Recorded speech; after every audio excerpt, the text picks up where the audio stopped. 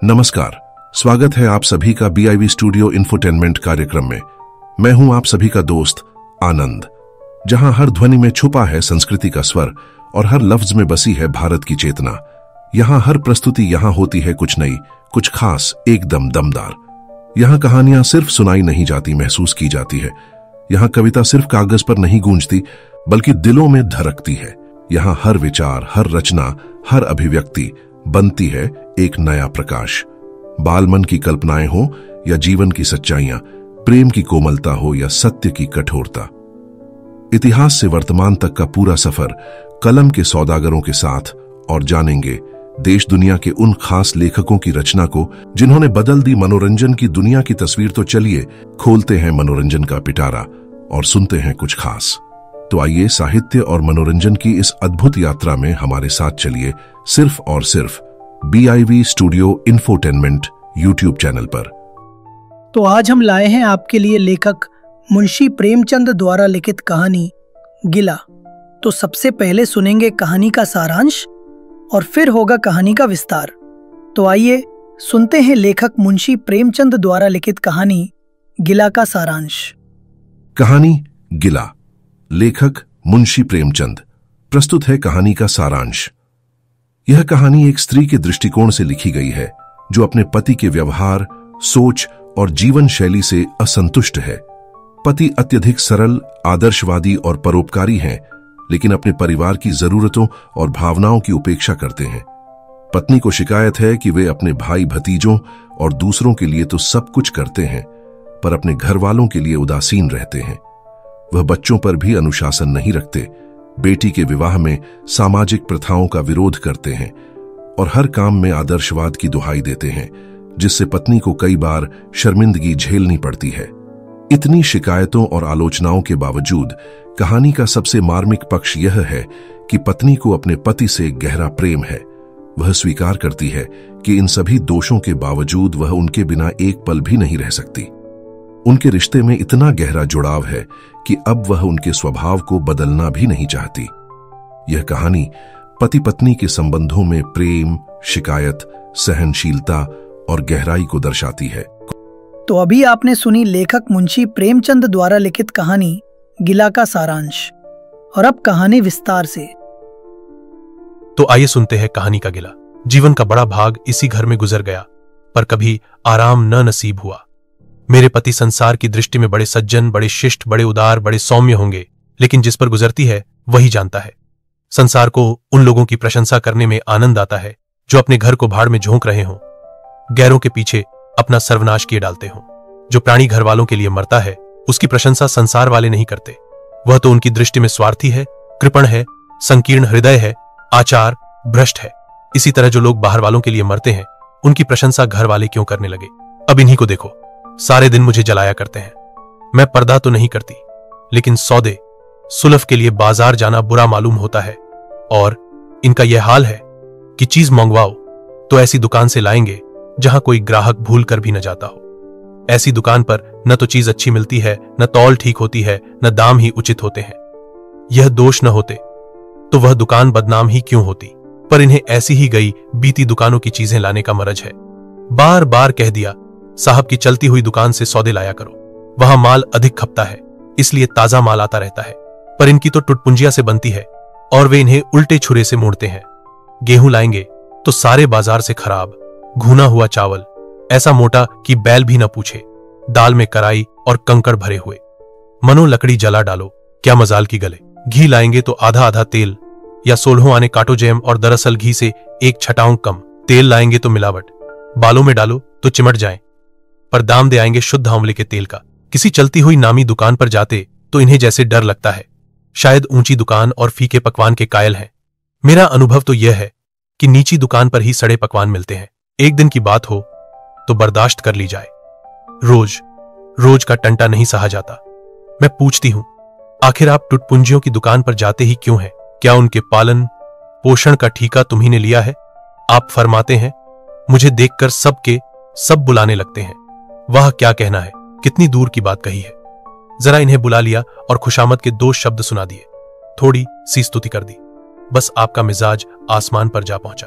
फिर इन्हें सुधि नहीं रहती कि यह कूड़ा करकट बांध रहा है या क्या? पूछती हूं, तुम उस रास्ते से जाते ही क्यों हो? क्यों किसी दूसरे रास्ते से नहीं जाते? ऐसे उठाई गिरों को मुंह ही क्यों लगाते हो? इसका कोई जवाब नहीं। एक चुप 100 बाधाओं को हराती है। एक बार एक गहना बनवाने को दिया। मैं तो महाशय को जानती थी, इनसे कुछ पूछना व्यर्थ समझा। अपने पहचान के एक सुनार को बुला रही थी। संयोग से आप भी विराजमान थे। बोले, यह संप्रदाय विश्वास के योग्य नहीं, धोखा खाओगी। मैं एक सुनार को जानता हूं, मेरे साथ का पढ़ा हुआ है, बरसों साथ साथ खेले हैं, वह मेरे साथ चालबाजी नहीं कर सकता।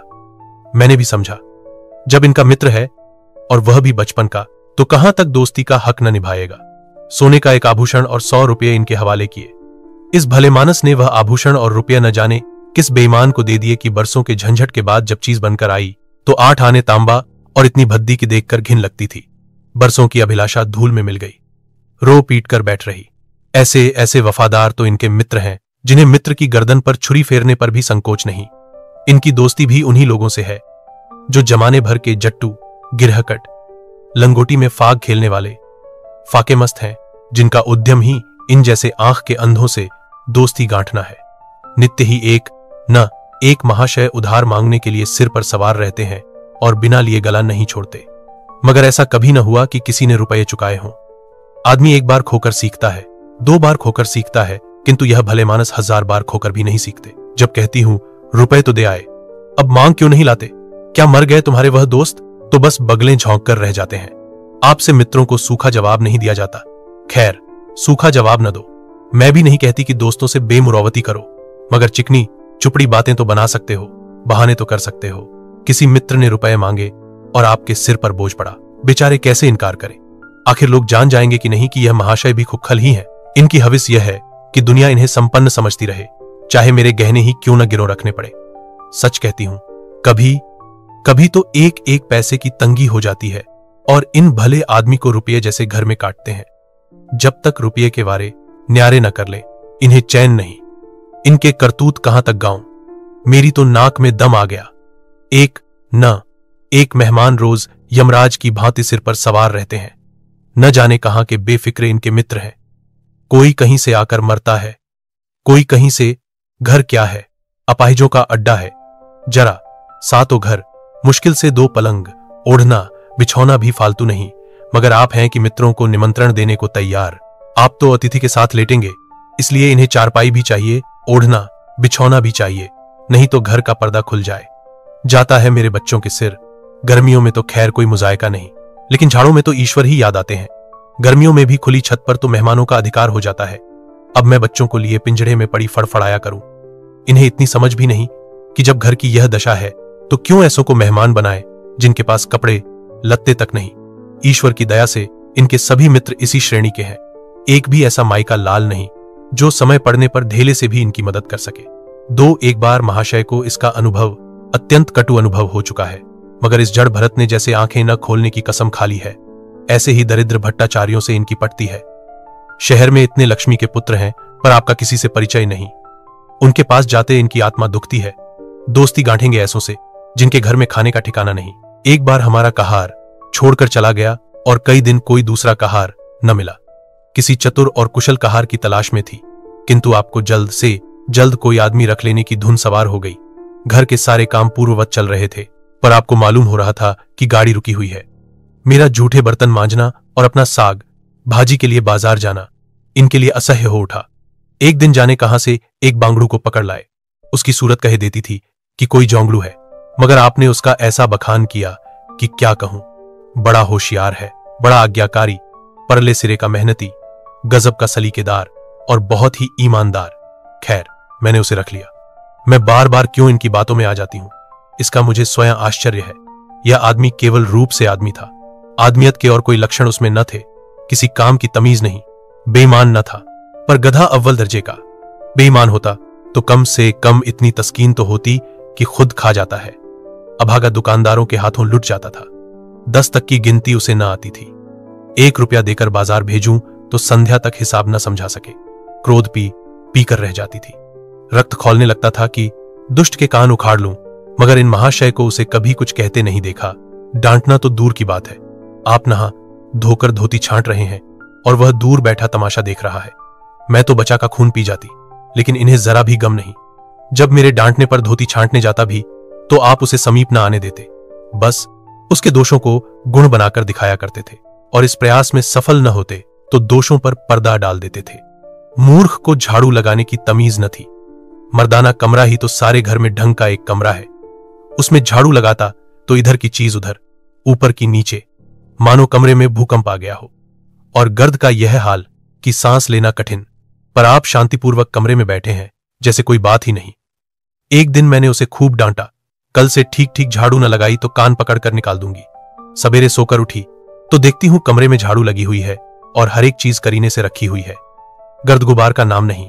मैं चकित होकर देखने लगी तो आप हंसकर बोले, देखती क्या हो, आज घूरे ने बड़े सवेरे उठकर झाड़ू लगाई है। मैंने समझा दिया, तुम ढंग तो बताती नहीं, उल्टे डांटने लगती हो। मैंने समझा, खैर, दुष्ट ने कम से कम एक काम तो सलीके से किया। अब रोज कमरा साफ सुथरा मिलता। घूरे मेरी दृष्टि में विश्वासी बनने लगा। संयोग की बात, एक दिन मैं जरा मामूल से सवेरे उठ बैठी और कमरे में आई तो क्या देखती हूं कि घूरे द्वार पर खड़ा है और आप तन मन से कमरे में झाड़ू लगा रहे हैं। मेरी आंखों में खून उतर आया। उनके हाथ से झाड़ू छीनकर घूरे के सिर जमा दी। हरामखोर को उसी दम निकाल बाहर किया। आप फरमाने लगे, उसका महीना तो चुका दो। वाहरी समझ, एक तो काम न करे, उस पर आंखें दिखाए, उस पर पूरी मजूरी भी चुका दूं। मैंने एक कौड़ी भी न दी। एक कुर्ता दिया था, वह भी छीन लिया। इस पर जड़ भरत महाशय मुझसे कई दिन रूठे रहे, घर छोड़कर भागे जाते थे, बड़ी मुश्किलों से रुके। ऐसे ऐसे भोंदू भी संसार में पड़े हुए हैं। मैं न होती तो शायद अब तक इन्हें किसी ने बाजार में बेच दिया होता। एक दिन मेहतर ने उतारे कपड़ों का सवाल किया। इस बेकारी के जमाने में फालतू कपड़े तो शायद पुलिस वालों या रईसों के घर में हो, मेरे घर में तो जरूरी कपड़े भी काफी नहीं। आपका वस्त्रालय एक बक्ची में आ जाएगा जो डाक के पार्सल से कहीं भेजा जा सकता है। फिर इस साल झाड़ों के कपड़े बनवाने की नौबत ना आई। पैसे नजर नहीं आते, कपड़े कहां से बने। मैंने मेहतर को साफ जवाब दे दिया। कड़ाके का झाड़ा पड़ रहा था। इसका अनुभव मुझे कम न था। गरीबों पर क्या बीत रही है इसका भी मुझे ज्ञान था, लेकिन मेरे या आपके पास खेद के सिवा इसका और क्या इलाज है।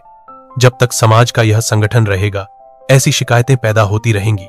जब एक एक अमीर और रईस के पास एक एक मालगाड़ी कपड़ों से भरी हुई है, तब फिर निर्धनों को क्यों ना नग्नता का कष्ट उठाना पड़े। खैर, मैंने तो मेहतर को जवाब दे दिया। आपने क्या किया कि आपका कोट उठाकर उसको भेंट कर दिया। मेरी देह में आग लग गई। इतनी दानशील नहीं हूं कि दूसरों को खिलाकर आप सो रहूं। देवता के पास यही एक कोट था। आपको इसकी जरा भी चिंता न हुई कि पहनेंगे क्या। यश के लोभ ने जैसे बुद्धि ही हर ली। मेहतर ने सलाम किया, दुआएं दी और अपनी राह ली। आप कई दिन सर्दी से ठिठुरते रहे, प्रात काल घूमने जाया करते थे, वह बंद हो गया। ईश्वर ने उन्हें हृदय भी एक विचित्र प्रकार का दिया है। फटे पुराने कपड़े पहनते आपको जरा भी संकोच नहीं होता। मैं तो मारे लाज के गड़ जाती हूं, पर आपको जरा फिक्र नहीं। कोई हौसता है तो हौसे आपकी बला से।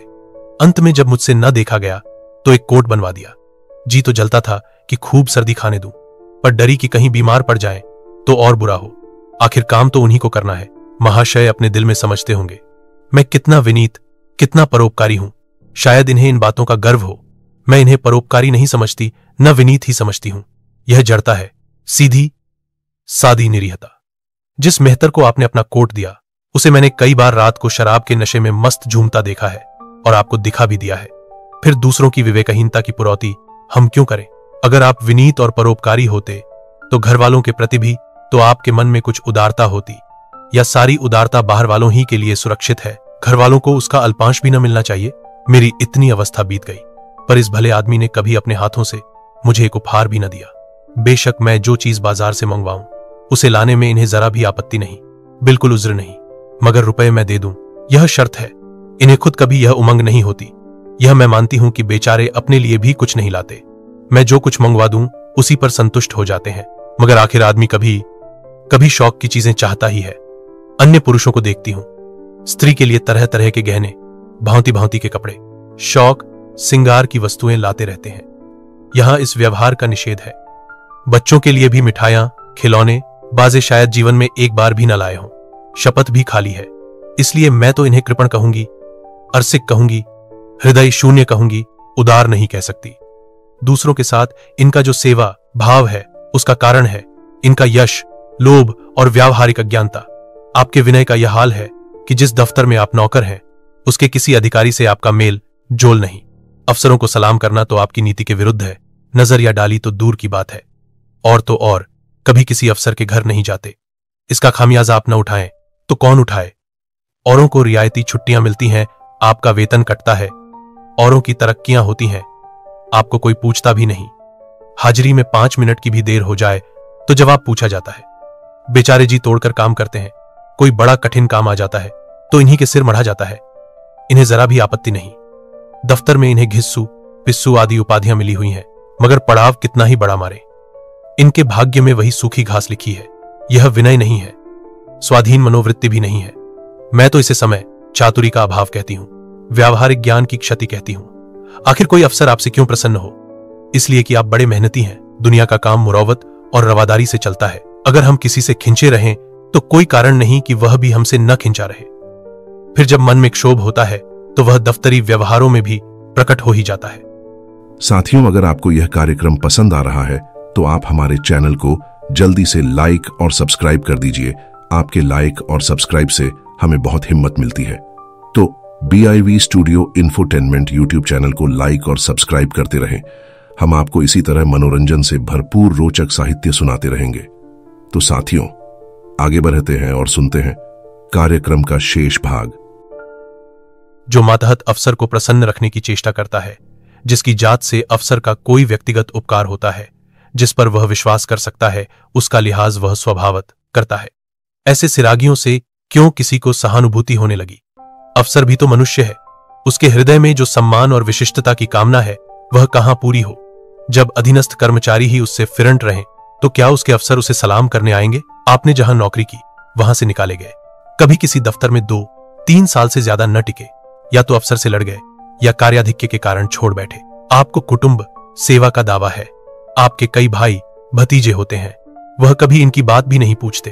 आप बराबर उनका मुंह ताकते रहते हैं। इनके एक भाई साहब आजकल तहसीलदार हैं, घर की मिल्कियत उन्हीं की निगरानी में है, वह ठाठ से रहते हैं, मोटर रख ली है, कई नौकर चाकर हैं, मगर यहां भूले से भी पत्र नहीं लिखते। एक बार हमें रुपए की बड़ी तंगी हुई। मैंने कहा, अपने भ्राताजी से क्यों नहीं मांग लेते? कहने लगे, उन्हें क्यों चिंता में डालो, उन्हें भी तो अपना खर्च है, कौन सी ऐसी बचत हो जाती होगी। जब मैंने बहुत मजबूर किया तो आपने पत्र लिखा। मालूम नहीं पत्र में क्या लिखा। पत्र लिखा या मुझे चकमा दे दिया। रुपए न आने थे, न आए। कई दिनों के बाद मैंने पूछा, कुछ जवाब आया। श्रीमान के भाई साहब के दरबार से। आपने रुष्ट होकर कहा, अभी केवल 1 सप्ताह तो खत पहुंचे हुए, अभी क्या जवाब आ सकता है? 1 सप्ताह और गुजरा, मगर जवाब नदारद। अब आपका यह हाल है कि मुझे कुछ बातचीत करने का अवसर ही नहीं देते। इतने प्रसन्न चित्त नजर आते हैं कि क्या कहूं। बाहर से आते हैं तो खुश खुश, कोई न कोई शिगुफा लिए हुए। मेरी खुशामद भी खूब हो रही है, मेरे मैके वालों की प्रशंसा भी हो रही है, मेरे गृह प्रबंध का बखान भी असाधारण रीति से किया जा रहा है। मैं इस महाशय की चाल समझ रही थी। यह सारी दिलजोई केवल इसलिए थी कि श्रीमान के भाई साहब के विषय में कुछ पूछ न बैठूं।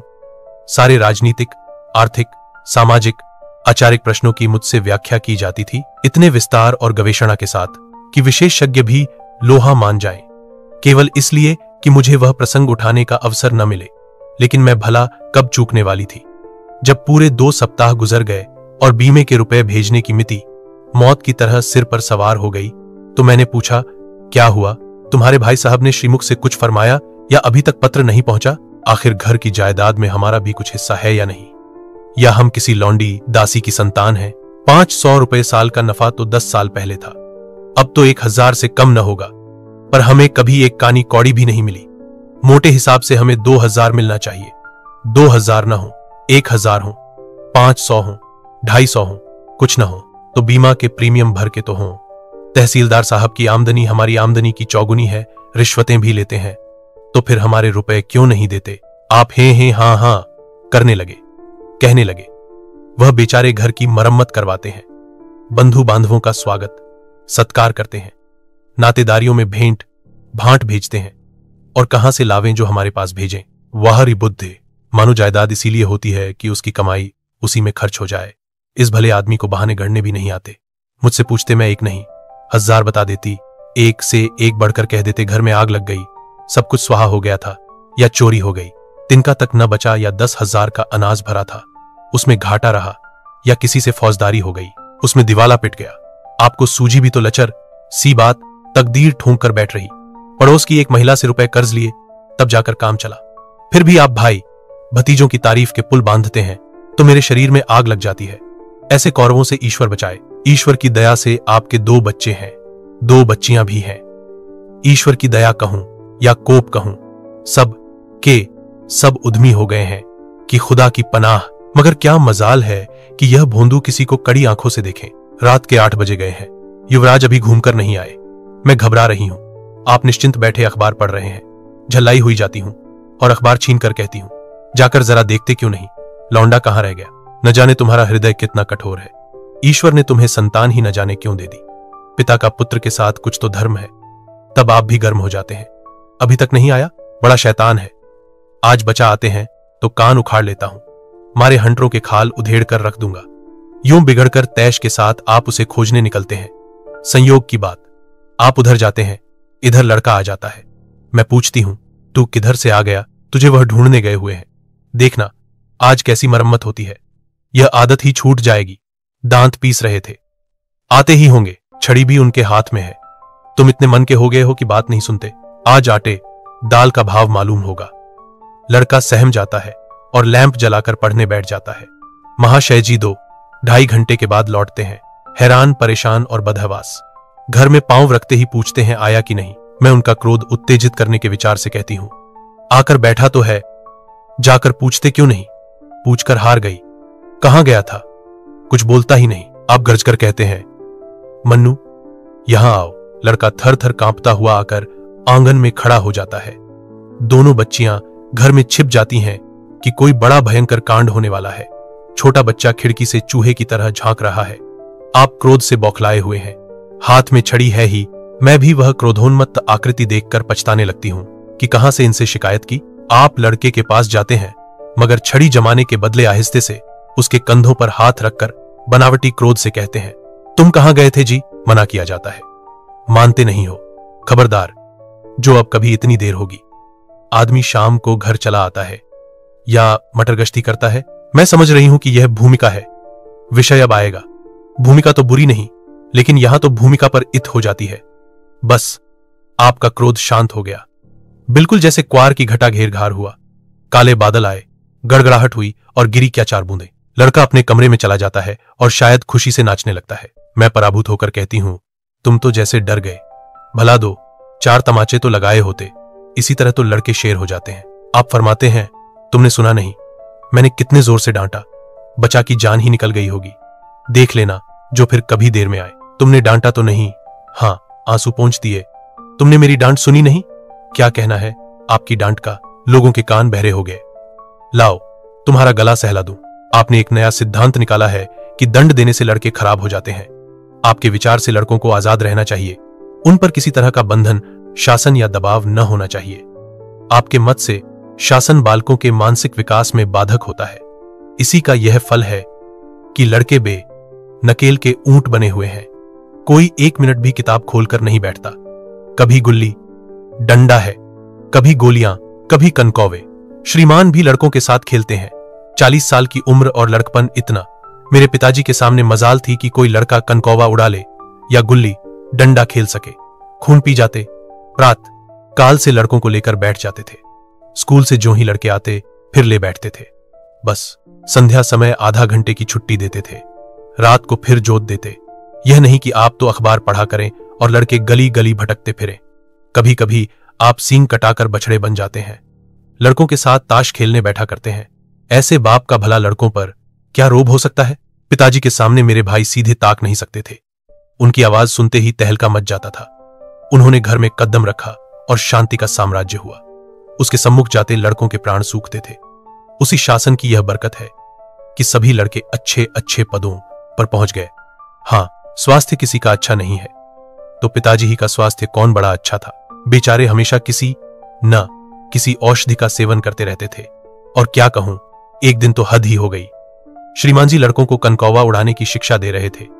यूं घुमाओ, यूं गोता दो, यूं खींचो, यूं ढील दो। ऐसा तन मन से सिखा रहे थे मानो गुरु मंत्र दे रहे हो। उस दिन मैंने इनकी ऐसी खबर ली कि याद करते होंगे, तुम कौन होते हो मेरे बच्चों को बिगाड़ने वाले? तुम्हें घर से कोई मतलब नहीं है ना हो, लेकिन आप मेरे बच्चों को खराब न कीजिए, बुरी बुरी आदतें न सिखाइए। आप उन्हें सुधार नहीं सकते तो कम से कम बिगाड़िए मत, लगे बगले झांकने। मैं चाहती हूं एक बार यह भी गर्म पड़े तो अपना चंडी रूप दिखाऊं, पर यह इतना जल्द दब जाते हैं कि मैं हार जाती हूं। पिताजी किसी लड़के को मेले तमाशे न ले जाते थे, लड़का सिर पटक कर मर जाए, मगर जरा भी न पसीजते थे। और इन महात्मा जी का यह हाल है कि एक एक से पूछकर मेले ले जाते हैं। चलो चलो, वहां बड़ी बहार है, खूब आतिशबाजियां छूटेंगी, गुब्बारे उड़ेंगे, विलायती चरखियां भी हैं, उन पर मजे से बैठना। और तो और, आप लड़कों को हॉकी खेलने से भी नहीं रोकते। यह अंग्रेजी खेल भी कितने जानलेवा होते हैं। क्रिकेट, फुटबॉल, हॉकी एक से एक घातक। गेंद लग जाए तो जान लेकर ही छोड़े, पर आपको इन सभी खेलों से प्रेम है। कोई लड़का मैच में जीतकर आ जाता है तो ऐसे फूल उठते हैं मानो किला जीतकर आया हो। आपको इसकी जरा भी परवाह नहीं कि चोट चपेट आ गई तो क्या होगा, हाथ पांव टूट गए तो बेचारों की जिंदगी कैसे पार लगेगी। पिछले साल कन्या का विवाह था। आपको जिद थी कि दहेज के नाम कानी कौड़ी भी न देंगे, चाहे कन्या आजीवन कुंवारी बैठी रहे। यहां भी आपका आदर्शवाद आकूदा, समाज के नेताओं का छल, प्रपंच आए दिन देखते रहते हैं, फिर भी आपकी आंखें नहीं खुलती। जब तक समाज की यह व्यवस्था कायम है और युवती कन्या का अविवाहित रहना निंदास्पद है, तब तक यह प्रथा मिटने की नहीं। 2-4 ऐसे व्यक्ति भले ही निकल आवे जो दहेज के लिए हाथ न फैलावे, लेकिन इसका परिस्थिति पर कोई असर नहीं पड़ता और कुप्रथा जो की त्यों बनी हुई है। पैसों की तो कमी नहीं है, दहेज की बुराइयों पर लेक्चर दे सकते हैं, लेकिन मिलते हुए दहेज को छोड़ देने वाला मैंने आज तक न देखा। जब लड़कों की तरह लड़कियों की शिक्षा और जीविका की सुविधाएं निकल आएंगी तो यह प्रथा भी विदा हो जाएगी। उसके पहले संभव नहीं। मैंने जहां जहां संदेश भेजा, दहेज का प्रश्न उठ खड़ा हुआ और आपने प्रत्येक अवसर पर टांग अड्डाई। अब इस तरह पूरा साल गुजर गया और कन्या को 17वां लग गया तो मैंने एक जगह बात पक्की कर ली। आपने भी स्वीकार कर लिया, क्योंकि वरपक्ष ने लेन देन का प्रश्न उठाया ही नहीं। हालांकि अंतकरण में उन लोगों को पूरा विश्वास था कि अच्छी रकम मिलेगी, और मैंने भी तय कर लिया था कि यथाशक्ति कोई बात उठा न रखूंगी। विवाह के सकुशल होने में कोई संदेह न था, लेकिन इन महाशय के आगे मेरी एक न चली। यह प्रथा निंद्य है, यह रस्म निरर्थक है। यहां रुपए की क्या जरूरत, यहां गीतों का क्या काम, नाक में दम था। यह क्यों, वह क्यों, यह तो साफ दहेज है। तुमने मेरे मुंह में कालिख लगा दी, मेरी आबरू मिटा दी। जरा सोचिए इस परिस्थिति को कि बारात द्वार पर पड़ी हुई है और यहां बात पर शास्त्रार्थ हो रहा है। विवाह का मुहूर्त आधी रात के बाद था। प्रथानुसार मैंने व्रत रखा, किंतु आपकी टेक थी कि व्रत की कोई जरूरत नहीं। जब लड़के के माता पिता व्रत नहीं रखते, जब लड़का तक व्रत नहीं रखता, तो कन्या पक्ष वाले ही व्रत क्यों रखें। मैं और सारा खानदान मना करता रहा, लेकिन आपने नाश्ता किया, भोजन किया। खैर, कन्या दान का मुहूर्त आया। आप सदैव से इस प्रथा के विरोधी हैं, आप इसे निषिद्ध समझते हैं। कन्या क्या दान की वस्तु है? दान रुपए, पैसे, जगह, जमीन का हो सकता है, पशु दान भी होता है, लेकिन लड़की का दान एक लचर सी बात है। कितना समझाती हूं, पुरानी प्रथा है, वेद काल से होती चली आई है, शास्त्रों में इसकी व्यवस्था है। संबंधी समझा रहे हैं, पंडित समझा रहे हैं, पर आप हैं कि कान पर जूं नहीं रेंगती। हाथ जोड़ती हूं, पैरों पड़ती हूं, गिड़गिड़ाती हूं, लेकिन मंडप के नीचे न गए। और मजा यह है कि आपने ही तो यह अनर्थ किया और आप ही मुझसे रूठ गए। विवाह के पश्चात महीनों बोलचाल न रही, झक मारकर मुझी को मानना पड़ा। किंतु सबसे बड़ी विडंबना यह है कि इन सारे दुर्गुणों के होते हुए भी मैं इनसे एक दिन भी पृथक नहीं रह सकती, एक क्षण का वियोग नहीं सह सकती। इन सारे दोषों पर भी मुझे इनसे प्रगाढ़ प्रेम है। इनमें यह कौन सा गुण है जिस पर मैं मुग्ध हूं, मैं खुद नहीं जानती, पर इनमें कोई बात ऐसी है जो मुझे इनकी चेरी बनाए हुए है। वह जरा मामूली सी देर में घर आते हैं तो प्राण नहों में समा जाते हैं। आज यदि विधाता इनके बदले मुझे कोई विद्या और बुद्धि का पुतला, रूप और धन का देवता भी दे, तो मैं उसकी ओर आंखें उठाकर न देखूं।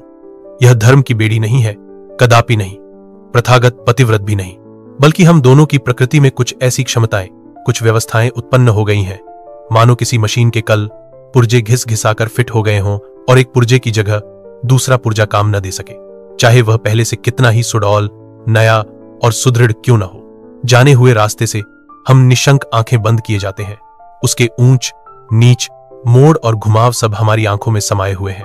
अनजान रास्ते पर चलना कितना कष्टप्रद होगा। शायद आज मैं इनके दोषों को गुणों से बदलने पर भी तैयार न होंगी। दोस्तों, कैसा लगा आपको हमारा यह मनोरंजन से भरपूर कार्यक्रम? कमेंट करके हमें जरूर बताएं। और हां, अगर कोई खास कविता, कहानी, जीवन परिचय, उपन्यास आदि आपको सुनना है तो हमें कमेंट करके बताएं, हम आप तक पहुंचाएंगे। आपकी पसंद का मनोरंजन से भरपूर कार्यक्रम सिर्फ और सिर्फ BIV studio infotainment YouTube channel पर। आप सबके सहयोग के लिए बहुत बहुत आभार। नमस्कार।